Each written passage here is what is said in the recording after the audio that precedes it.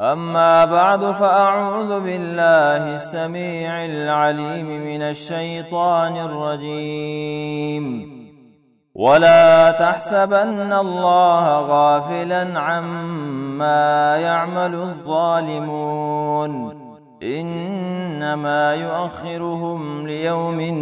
تشخص فيه الأبصار. د دین اسلام ډیرو محترمو معززو مسلمانانو ورونو، زه غواړم چې نن ورځ ستاسو په وړاندې باندې یو اهمه او ډیره مهمه موضوع هغه دا ده چې انسان هلاکوي. داسې عمل دی چې رب العالمین په قهر باندې انسان مبتلا کیږي. د الله جل جلاله غضب په هغه انسان باندې نازلېږي او یو وړه ګناه هم نه ده بلکې عظیمه ګناه ده. رب العالمین تی بار بار منع کړی ده، بلکې ټول انسانان پیریان ټول مخلوق دا غینه منع کړی دی او هغه یو داسې عمل دی چې په انسانانو باندې هم حرام کړی دی او مخکې د دینه چې په انسانانو حرام کی په خپل ځان باندې حرام کړی دی. هغه ته ویل شي ظلم. حدیث کې راغلی نبی علیہ السلام فرمایي، رب العالمین فرمایي یا عبادی انی حرمت الظلم على نفسی وجعلته بينكم محرما فلا تظالموا. ای زما بندگانو، ما وی په خپل ځان باندې ظلم حرام کړی دی. رب العالمین هغه ظلم په چا باندې نه کوي. ولا يظلم ربك احدا، رب العالمین په هیڅ چا باندې هغه ظلم نه کوي. فلا تظالموا وجعلته بينكم محرما، ستاسو په منځ کې ما ظلم حرام کړی دی. یو مسلمان په بل مسلمان باندې ظلم نه کوي، بلکې په یو حیوان باندې به هم ظلم نه کوي. فلا تظالموا، تاسو ظلم مکوئ. بل حدیث کې راغلی دی جابر رضی الله عنه فرمای، امام مسلم رحمه الله نقل کړی دی، نبی علیہ السلام فرمای اتقوا الظلم فإن الظلم ظلمات يوم القيامة. اے بندگانو، اے زما امته، د ظلم نه ځان بچ کئ. تقوا دې ته ویل شي په ډډه د ظلم نه ګرځه. ولی فإن الظلم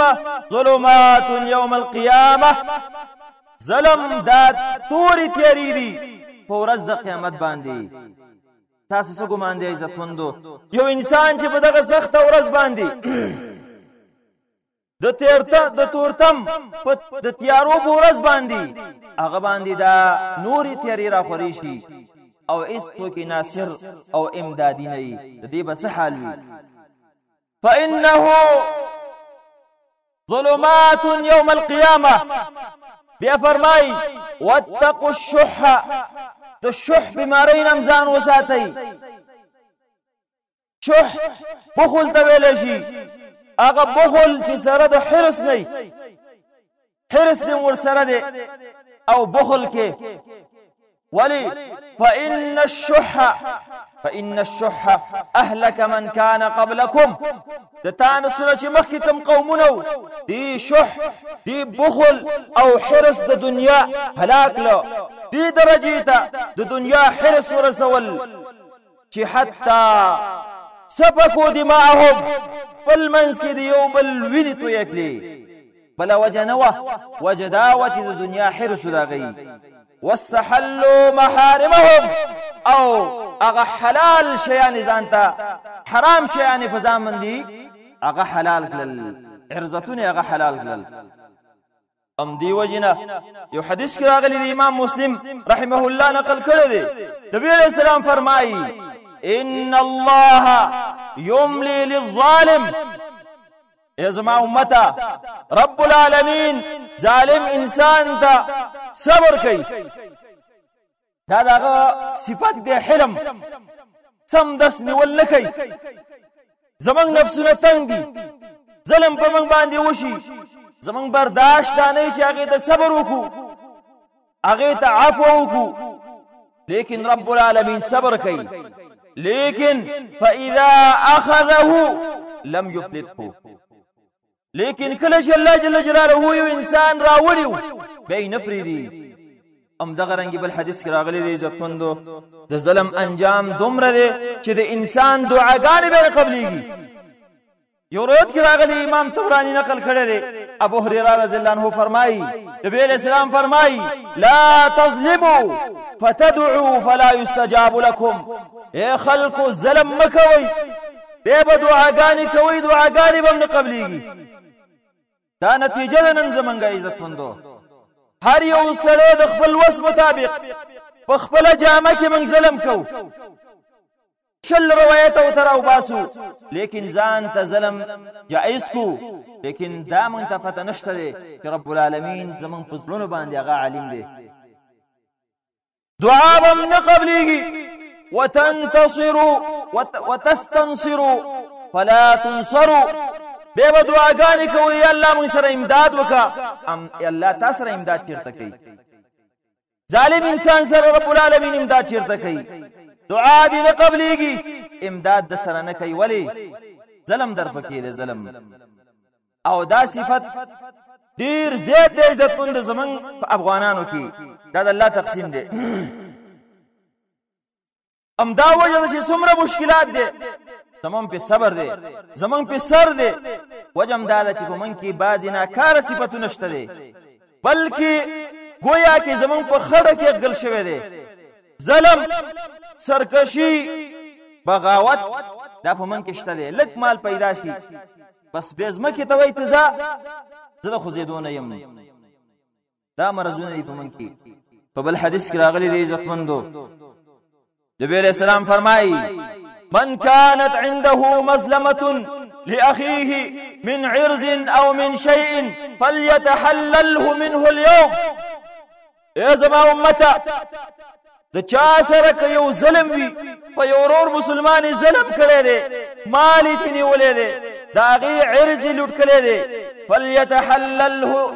منه اليوم نن ورځ د هغې نه ځان آزاد کړي مال دې ته اغستې دی مال ورکا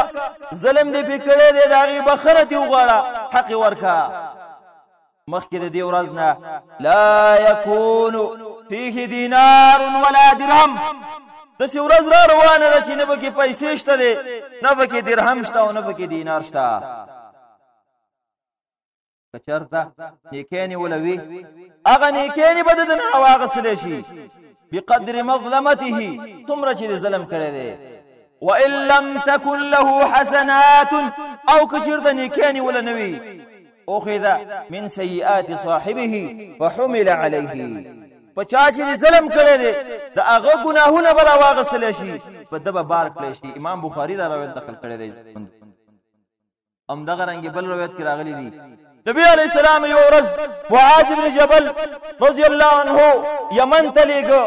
دعوت دپاره لیږه ډېر نصیحتونه یې ورته وکړه اخره کې ورته یو دا وایي معاذ اتق دعوة المظلوم دا خبر واوره د مظلوم د خیرونه بزان ساتي ولی فانه ليس بينها وبين الله حجاب د مظلوم د خیری او د الله په مابین کې پرده نشته دارک خیج رب العالمین ته ام دغه رنګ بل حدیث کې راغلی دی عزت مندو نبی اسلام فرمایي ثلاثه لا ترد دعوتهم درې کسان دي چې داغه دعا اخیره هغه نرد کیږي رب العالمین ډایرک قبلې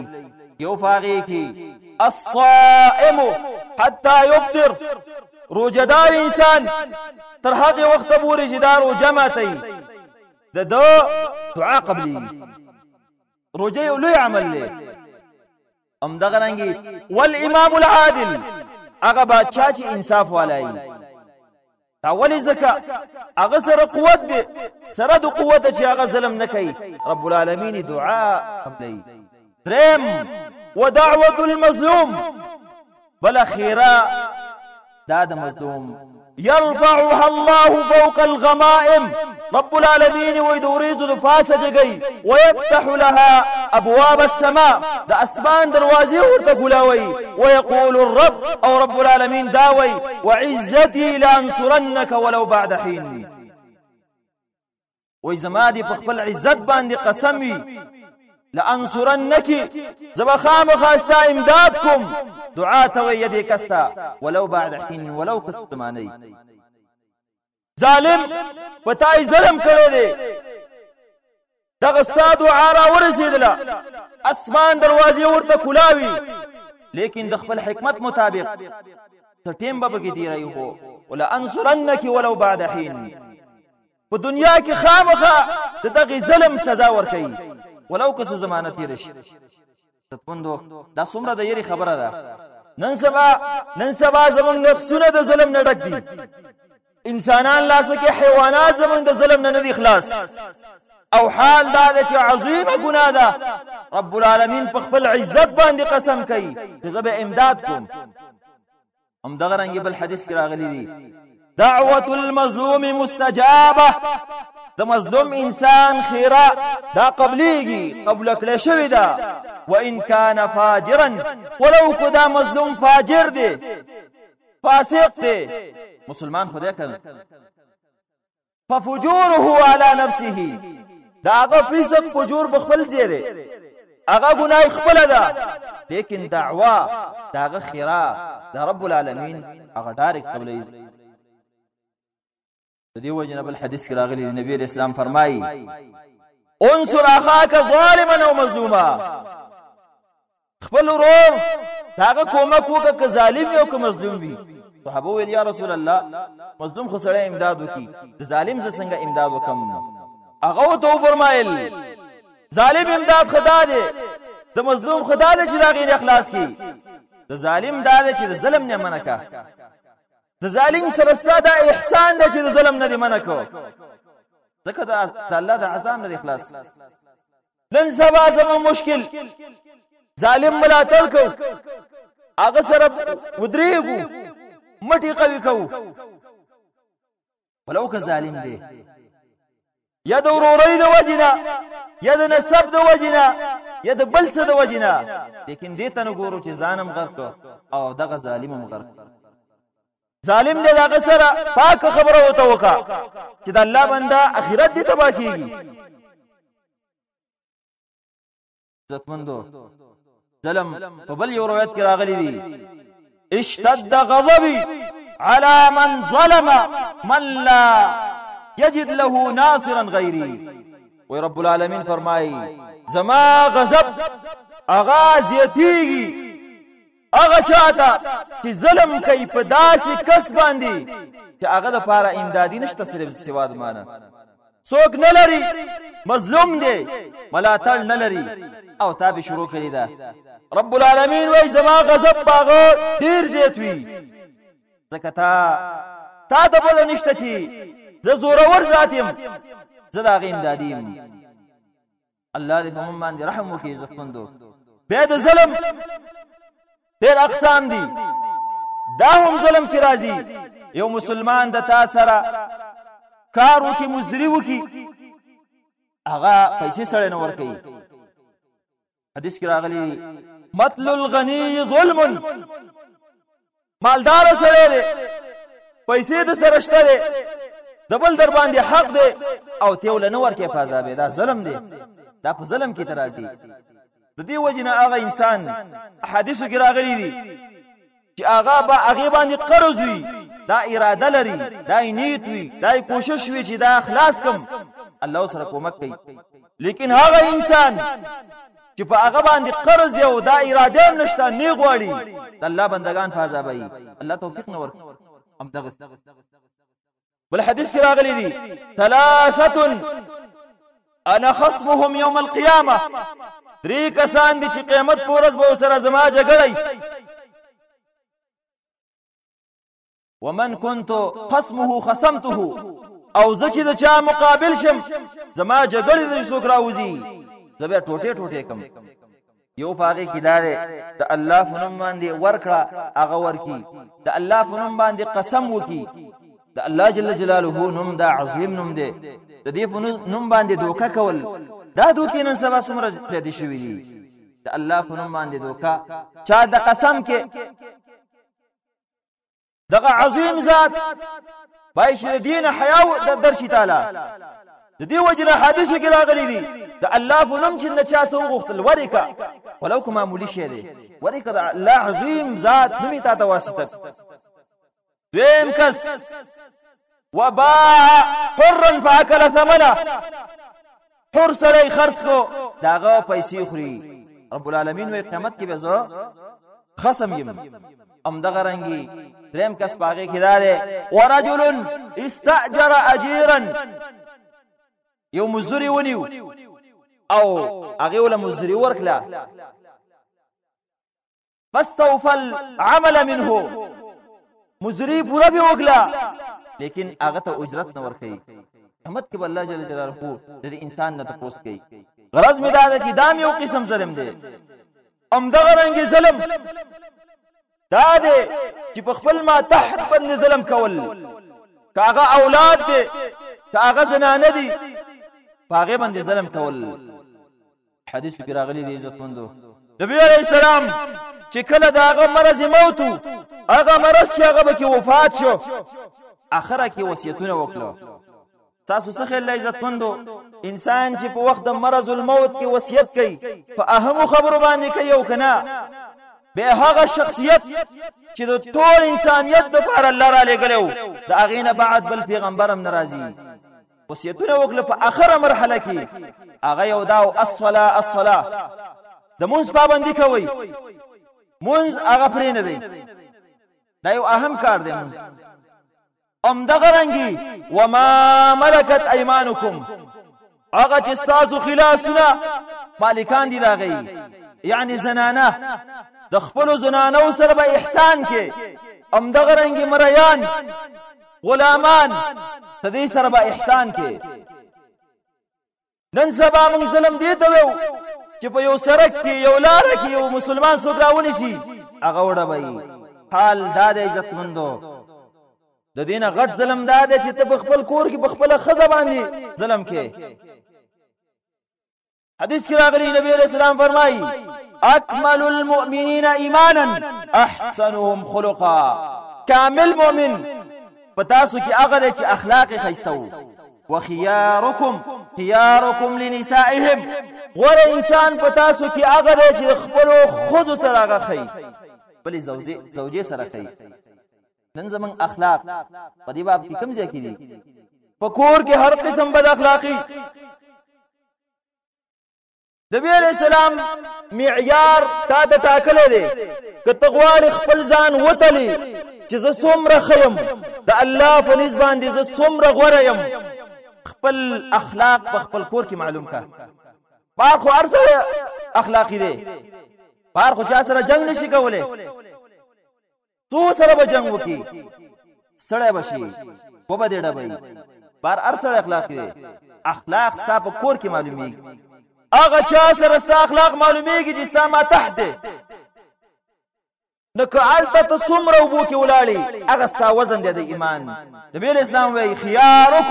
خياركم لنسائهم غره پتاسو کې هغه دی چې د خپل زنانو سره څومره غي ام دغه رنګ بل حدیث کې راغلی دی واستوصوا بالنساء خيرا ازما امته خپل زنانو مبارک خوصیتونه خي خبري خ اخلاق کوي ولی فانهن عوان عندكم دا خو تاسو سره اسیران دي بندین دي پردې لور د تعالی راغلی دا تاسو سره بندې ده ستا خدمت کوي او دلته به ساړه باخیږي ظلم پکې بندي سره ظلم دی ظلم د څومره د الله احسان دی په من باندې پردې لوري تاته حلاله کړی دا ستا خدمت کوي جامې دلایي بچی دل ساتي ټوډۍ دل پخې کور دل ساتي سره دا غینا معمولی خبره نشي برداشت کولې ظلم دی په پاسه دا عظیم ظلم دی عزت مندو خاص کر زمنګ معاشره د پښتنو معاشره په دې کې صفر ده بل روایت کې راغلي دي یو ورځ نبی علیہ السلام ته زنانو شکایت رال عائشہ رضی الله عنها د کوټینا یو ډله زنانه ولاړې وي وای دا څه کوي او شکایت کوي په خپل خاوندانو باندې نبی علیہ السلام به خطبه کې ویلا دا خلق دا کار چې کوي زنانو سره بد اخلاقی ليس بخياركم دا خو غره انسانان نه دي دا کوم انسانیت دی چې په کور کې بد اخلاقه او بار د خندا یو بولی دا انسان دا پورا انسان نه دی عزت مندو اخلاق پای چې اول اخلاق په خپل اهل سره وکي حدیث کې راغلی دی ان المؤمن لا يدرك بالخلق الحسن درجة الصائم والقائم وای مؤمن سره په اخلاق باندې دروجدار چې ټول کال روزه دي ټول کال نفل نه کوي د دې درجه مرانی صرف په اخلاق باندې دا اخلاق اول بای چې موږ د خپل اهل سره وکړو دا لاسکه عزت مندو اهل خلافریدا زمون په معاشره کې بل مصیبت دای چې دا غینه ما تحت ننګور چې وته ویلې شي دا پټي خبرې نه دي عزت مندو الا ماشاء الله یو نیم کسبي چې د دې مصیبت نه الله خلاص کړي نور شته په هر یو کور کې دا ظلم شته الا ماشاء الله چا کې زیات چا کم په دې باندې ظلم دا د اغینم زیات ظلم دی وجه دا چې خزه خوستا خزه ده تا په حلال نکاح سره راوستي ده ستا خدمت په فرض دی په ننګور خو د خسر د خواخي خدمت اصل شتنو یو زمونږ د پښتنو معاشره ده یو د اسلام معاشره ده دینه ځان خبر کړي ننګور په د باندې د خواخي د خسر د لیور او د ورور خويندې چې وي د دې خدمت نشته لیکن زمون په معاشره کې دا کوي دا یو لوی احسان کوي زمون سره د لاسو کسانو خدمت بدل کوي دا ووري کچرته یو ننګور د زوی خزه په دې نه راځي چې زستاد پلار د مور د ورور د خور خدمت وکم کې په کې قیامت پورز بداغه لاس حساب غریوانی د خاون غریوان بای مسئول خاون دی لیکن افسوس دا عزت مندو په دې باب کې مونږ ډیر اخوای ظلم موږ صرف دې ته وو چې بل چا باندې وشي او دا سینه چې قیامت پورز د ظالمانو په ډله کې جوړ شي نبی علیہ السلام یو ورځ یو حمار خر ولیدو چې زخمی شوی خیره وکړي لعن الله من اذاه الله لعنت دی په دې کس باندې چې یو حیوان دی او ضرر ورکړي رستاس تخلې خر یو حیوان دی خلق په پیټي وړي لیکن نبی علیہ السلام خیره کوي الله لعنت دی په دغه شخص باندې چې دای وکړي دی دا چې یو انسان الله له احترام ورکړي دی هغه باندې تا ډبا خېږي ظلم وسره کې تا بس حالي دا واړو عزت مندو ظلم د الله په نس باندې حرام حتی چې حدیث کې راغلي دي یو زنانه و یو پښوی ایثار کړو ځان سره نیول او بور کولې نه پرې خوسته چې خشاک وخوري واخو خوري مړ شو دا غزنانه الله د پښو په وجه باندې جهنم ته ورته ولا تاسو خلې پښو یو حیوان دی د اغیب وجه باندې زنانه جهنم ته ارتي او دا چې یو انساني او کلمې ویلي مسلمانای مور او پلار پرېخي ستا خدمت ته راغلی ده ستا بچی ساتي او ستا پیړه باقی دي دا څه غف نه ده چې تاسو قیامت کې پری دي په ځان به برداشت کوي ظلم هیڅوک نشي برداشت کولای زوی د پلار ظلم نشي برداشت کولای دا چې پردی لور د تاته برداشت کی قسم په الله کې ته برداشت قیامت پر ورځ ولې تخدي يوم يفر المرء من اخيه وامه وابيه وصاحبته وبنيه تخپل خزینه به د قیامت پر ورځ تخدي تګب نه ده ولې به تخدي ظلم دې فکر ده دا یو قسم ظلم دی چې زمون معاشره هغه په دې کې مبتلا ده که تاسو خیال وي که په دې عام محشر کې یو ځکه یو چا باندې څوک ظلم شروع کی که یو حیوان هم وای ټول بس لعنت وای هلکه وای حیوان باندې ظلم وکړو دغه انسان به چې یو حیوان څوک وای په هغې ظلم کوي ستا په ذهن کې هغه بد دی خپله به خپل اهل سره هغه بد اخلاق عزتمندو قیامت په ورځ باندې اول به د دغه کسان نیکان یخلي دا حدیث مونږ بار بار ویلی دی اول ورور باندې ناخلی صبر نه کول د جهنم دی دغه رنګي بچی به هم ناخلی غزه به هم ناخلی ننګور به هم ناخلی او د دین علاوه دنیا په کوم ګټ کې چې کوم مسلمان باندې ظلم کړی دی هغه هم نه داخل بای چې دې ظلم نه مونږ ځان وساتو عمر رضی الله مبارک وقصه راځي نقل لا هغه خلیفہ د وخت یو باندې چیراله وری وته وټکاو وی اورید عمر تنهو د خپل زنانه سره شور کې لګی دی واپس روان شو عمر تنهو څو وخت بعد راوته وی دا چا وټکاو وی باندې چیراله وری وټکاو ودرېدو به تلاړ وی ورشره ولې چیراله وی څه دی ویلا وی امیر المؤمنین د مسلمانانو امیره زرالم دې د پاره چې زتا د شکایت وکم د خپل خزینه لیکن ما چې ستا حال ولیدو خپل ځان نه تبا چا خرش نو مال چې د امیر المؤمنین دې دونه صبر کوي زخه په طریقه اولاکما وی ولی عمر ته ویلا وښه دا زما خزه ده مال ډوډۍ بخی مال جامین زی مال نونګله بخی زما بچی ساتي ولې زول یو خبره ول نشم برداشت کول هغه ته ویل تعالی دا کوي وای مال او خانم ساتي باندې چې وته ویلا ځکه د باندې وای نو د الله بنده چې تعالی او خانم ساتي او به صبر نکي دا عمري اخلاق دي عزت مندو نر هغه چې په کور کې خي کور کې هغه ځان نه خسړې جوړ کا نبی اسلام مبارک راځي عائشہ رضی الله عنها ابو ته پوسو کو چې کور کې د دې تعامل څنګه هغه ته ویل وستاسو بشان یو سړی دی الله نبی ورکوټه شخصیت نو لیکن دا دی بسامن ضحاکن کور ته چې راشي خان دي او دغه رنګي مسکای مونږ ډیر کرته یو جامه خپل غندي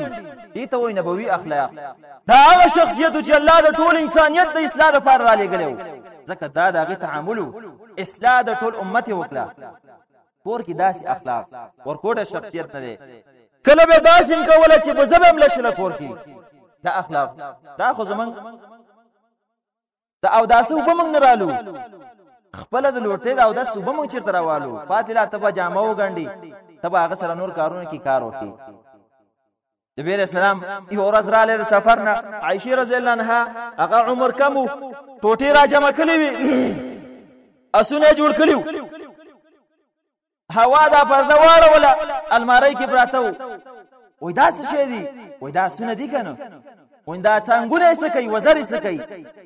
اصل پر خما وزرین نیلدلی هغه ته ویل تا نه دی اوریدلی نبی اسلام ته وی سليمان عليه السلام اسونه چې واغی بس وزر لرلی نبی عليه السلام وته وخند دومره اخلاق دسی معاملې کول ارسل دی نبوي اخلاق په خپل ځان باندې پیټ کی به ځان وتلی قیامت کې نه تپوس کی دانه چې تارا وسله د دې باندې تپوس دي اکثر زمون مسلم بدی زمونږه زنانا ننګین دي تاسو خپته ده څومره خدمت کوي لانجه په دې چې لکه مزه د بلار کرا دون شپو لزاو دون لمزه دا کوم اخلاق دا کوم انسانيت دی پرېده چې څو لذي مور بلار لذي یا بل کار کوي دومره خدمت ستا کوي دومره احسان وسره وکا کوي نه کې قیامت کې الله جل جلاله ته پوس کوي بل قسم ظلم هغه د یتیم سره ظلم کول الله جل جلاله فرمای ارایت الذی یکذب بالدین یریدون کیا تا هغه ظالم لیدل چې قیامت پر ورځ باندې انکار کوي د قیامت ورځ نه مني دا څوک چې قیامت نه مني وای فذلک الذی يدعو اليتیم دا هغه ظالم دی چې یتیم لدی کور کوي تاسو کوي رب العالمین وی هغه انسان چې د یتیم سره ظلم کوي دا د قیامت نه منکر دی، زما د ملاقات نه منکر دی، زما د زور او د حساب نه منکر دی. دا د تعجب استفهام دی ته ویل شي انکاری. ته نه ګوري دغه انسان یو څو فوټه وجود کمزورې او د رب سره ډکه وي، دا د قیامت نه انکار دی. دغه رنګي حدیث کې بل ځای فرمایي ان الذين ياكلون اموال اليتامى انما ياكلون في بطونهم نارا. دا د قران آیات دی، دا د رب العالمین خپل کلام دی، خپل خبرې دي. هغه کسان چې هغه د یتیمانو مال خوري انما ياكلون في بطونهم نارا. ډیر عظیم تعبیر رب العالمین کړی دی. داسې نه دی ویلی چې دا حرام خوري بلکې دا ور خوري ور. انما ياكلون في بطونهم نارا، ور خوري سرکوټي خوري. د یتیم مړی خوړل سرکوټه خوړل، یو مړی تی خوري یو سرکوټه، دوه تی خوري دوه، درې تی خوري درې. ولی مخکې ما ته روایت ذکر کو اشتد غضبي على من ظلم من لا يجد له ناصرا. زما غضب زیاتیږي هغه چاته چې ظلم په داسې چا باندې کوي چې د هغه لپاره امدادي نه وي. زموږ په معاشره کې دا شی ډېر دی، نه پکې عالم، نه په هغې کې حوصله شته، نه په بل چا کې شته او نه په بل چا کې شته الا ماشاء الله، مګر چې الله په چا باندې رحم وکړي. دا ولی عزت مندو مخکې ما حدیث ویلا شح مونږ کې دی مرض، شح، بخل، حرص په دنیا مونږ ته یو عظیم شیخ کاری او حال دا دی دنیا د الله جل جلاله په نسبت باندې د ماشي د وزر امره حیثیت نه لري. حدیث کې راغلی دی. دې مثال کې سوچ وکړئ د الله چې چا ذهن خلاص کړی ډیر ذهن به خلاص شي. نبی علیہ السلام فرمای وای کچرتا دنیا د الله په نسبت باندې د ماشي د وزر په مقدار باندې قدر لرلې ما سقا منها کافره، کافر ته به یو ګټم نه ورکړي. تاسو سوچ کوئ دا ټوله دنیا سره د سرو سپینو د الله په نسبت باندې ماشي لاسکه د ماشي وزر امره حیثیت نه لري. دا ماشي د چا خوخي هر یو سړی جالونه چاپیر کړي وړي کی. دا ټول ماشي نه عزت مندو. د ماشي 2000 نو د ماشي یو وزر په مقدار دا ټوله دنیا سره د باچاهي سره د سرو سپینو د یاقوتو وغیرہ دا د ماشي په مقدار الله سره قدر نشته دی. راشي نن سبا دغه رب العالمین مخالفت چې من کوو چې وسړی په ټول د ماشي په وزر باندې الله جل جلاله هغه ناراضه کوي، د هغې مخالفت کوي. تاسو څه فکر دی رب العالمین به د انسان ته په کومه سترګه ګوري؟ د الله بندګانو ټول ماشي وزر نه موږ نه چاپیر شوي بلکې پټې دکان یو 100 روپۍ یو کوټه دا به د ټولې دنیا کې څومره حصه لري؟ ما ته خلا تقسیم ناراضي چې څومره حساب څومره کروڑو حساب دې وزر دا چې یو انسان ټول دنیا سکے چې هغه کې لګي دغه معمولی دنیا په دې کې ته الله جل جلاله سره مقابله کې حرام خوري ته بد الله په نسبت باندې کم وزن لري ځان ته وګوره ځان وتلا د شپې چې پریوزي ځان وتلا اعمال دی وتلا اخلاق دی وتلا خوراک دی وتلا انسانیت دی وتلا تاسو کوئ عزت بندو معمولی حرام معمولی دنیا پدې کې موږ لګای نن سبا د مسلمان عزت هغه لټو د مسلمان قتل ته موږ تیاری بی عزتی ته تیاری دغه انسان موږ بد الله په نسبت باندې څه درجه لرو ټول ماشاءالله زکه ټول وزر ټول دنیا اختیار موږ نه لرو د دې وجه نه عزت مندو دنیا و پیژنې په رسمي سترګه دنیا اسم نه ده دومره غواړي چې څومره ستا حاجت ده الله سره حلال شته دي حدیث کې راغلي دي حلال د الله نه غواړي حرام خوري حلال ول غواړي خزانه د الله دي پټي د الله دي په بحر کې میانو ته ور کوي په غرونو کې حیوانات ته ور کوي داسې حیوانات شته دي چې هغه ته الله جل جلاله صرف غوخه هغه لیکلی ده تا واخه خوریم نو لکه زمرین چې ته ویلې هغه ته ټول عمر کې هغه غوخه ده او صاف الله باندې دومره عقیده نشته د حیوان په الله باندې عقیده ده الله وترسي صاف الله باندې عقیده نشته ده او حرام بډې وي په حلال او حرام طریقه باندې سړې هغه درټولې عزتمندو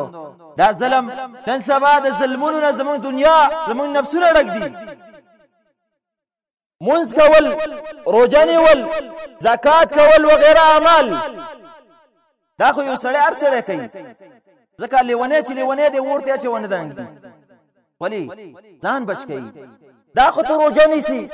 ذکر کې منځونه کې د خپل خیر غواړي خیر هغه دی بل ته ورسه نه دی منځ فائدہ کوي نه دی بل اعمال فائدہ کوي ام دغه چې د حرام مال په خېټه کې پروت دی رب العالمین فیصله ده یاکلون فی بطونهم نارا وسيصلون سعیرا روایتونه کې راغلي دي نبی اسلام فرمای د اسراف ورځ باندې شپه باندې چې زما تک کې ده بعضی خلکو چې هغه باندې نور خلک الله مکلف کړیو داخلي به ولا کلاوولي او نور خلک براتله او ورونه به راغستل ګټي د ګټو سرکوټي به وي دا به ولا په دې زور په دې خلک منډلي او په لاندې طرف پتی وتلی ما وتلی یا جبريل دا څوک دي او دا هغه خلک دي یاکلون اموال اليتامى ظلما د یتیم مال چې دا هم دغه رنګي بعض روایتونه کې راغلي دي هغه کس چې د یتیم مال خوري په ظلم سره پورز د قیامت کې به د قبر نه راپاسيږي ولهب النار د اور لمبې چې کوم دي يخرج من فيه دا به د خلن را رواني ومن انفه د سپیمونه به رواني ومن اذانه د غوګونو به رواني او ومن اعينه د سترګونو به راوځي څومره عذاب کوندو ذکر رب یلی دي ور خوري ور د خلنا د پوزینا د غوګونو د سترګونو به د ورځ په قیامت باندې دا ور شغلې وي ټول خلک به پیژني هغه بل طرف ته انسان په مظلوم باندې هغه رحم کول شفقت کول څومره درجه ده ورته ځان شولي جنت ته ځان ولرسي رب د ځان لول راضي کې